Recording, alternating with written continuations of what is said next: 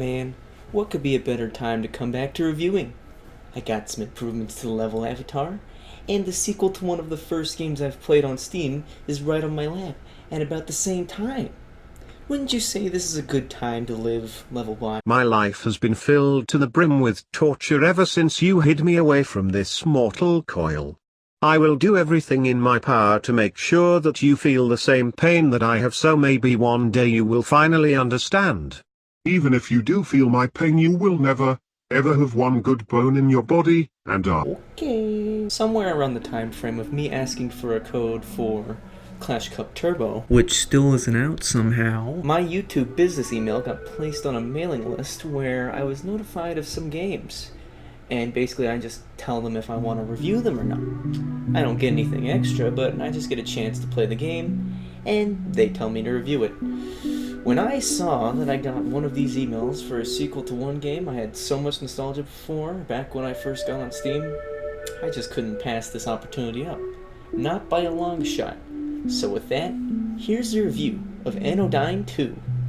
Hey, that rhymed. This video won't be a full-on comparison of the two games, but I will be going back and forth between them slightly, so I can tell you what I like that Anodyne 2 improved upon. Now, one good thing off the bat is that the two games can be enjoyed on their own. No prior gameplay of Anodyne 1 is needed, which is definitely a plus. Now, in the same vein as Anodyne 1, you're someone who's dropped off into a strange world. This time, though, instead of just being some guy named Young, you're now a girl named Nova, and your character goes through the process of being hatched through the beginning, and then you meet your two parents who tell you that you need to save the world from some stuff, and that stuff I'll get into when I talk about the gameplay. All I'll say here is that the story most definitely is more thorough than Anodyne 1. And by that, I mean you'll get to know the characters more, which definitely isn't that much of a bad thing.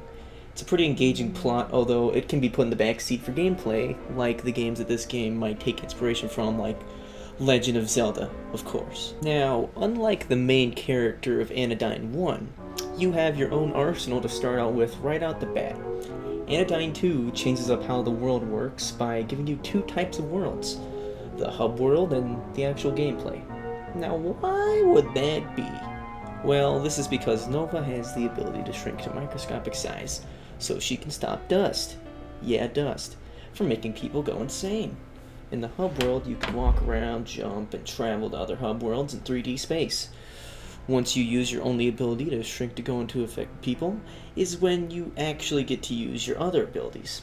The actual gameplay world is where, surprisingly, it plays just like Anodyne 1, and you use a vacuum to suck things up and shoot the things at enemies, or even suck up enemies. This is a nice change from Anodyne 1, and the game utilizes the ability in pretty cool ways, which overall makes it a fun, over-the-top RPG, just like the first game.